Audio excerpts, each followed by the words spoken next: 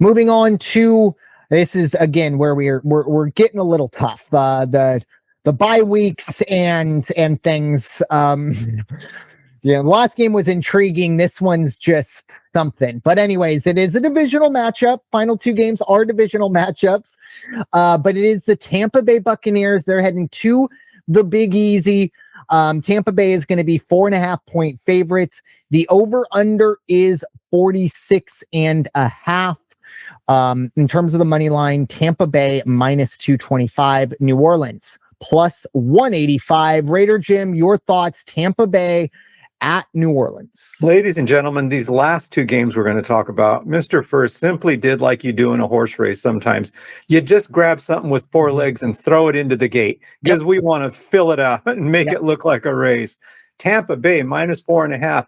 They're really disappointed after last week's loss, but let me tell you, they couldn't have a better rebound game than this one. New Orleans is just a bad football team. They did beat the Giants, and when your claim to fame is you beat the Giants, I wouldn't talk too loud about it. I mean, that's like saying you beat Tennessee, a little bit better. I mean, for goodness sakes, the Raiders, coach, you hear this? The Raiders have twice as many wins as the New Orleans Saints. Had to throw that in there. I think Baker's going to come back. He's going to be on track. I think he's going to light it up against New Orleans this week. Give me Tampa Bay all day long. I'll just take it the way it is. Minus 4.5. I don't need to buy half a point either way on that. Over 46.5, just because the New Orleans offense is not that good. They really aren't. They could probably put up some points, 46.5. You know what? On a whim, I will go over because this could be one of these games where Baker goes out there and puts up 35-38, and then New Orleans just has to throw me a couple touchdowns and we'll be good. Yeah, I agree. I also like the over here. I think there are going to be some points to be had, even if it's garbage time. But look, garbage time points are still points. All points matter. And I really, really can't believe I'm going to do this, but I'm going to take New Orleans plus 4.5. Let me just remind everyone how we started the podcast. We talked about the teams that were good and bad, or what we thought.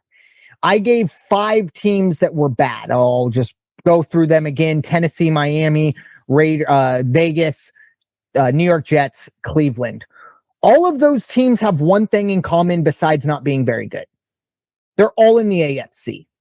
Now, I'm not saying the New Orleans Saints are good, but they're not as bad as I thought they were. The NFC is very spread out in terms of how good they can be.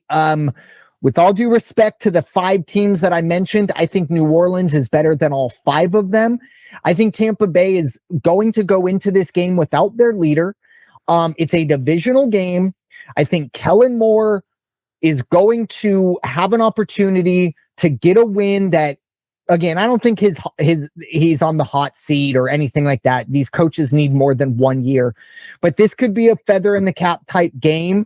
But even New Orleans plus 4.5, it is still the Superdome.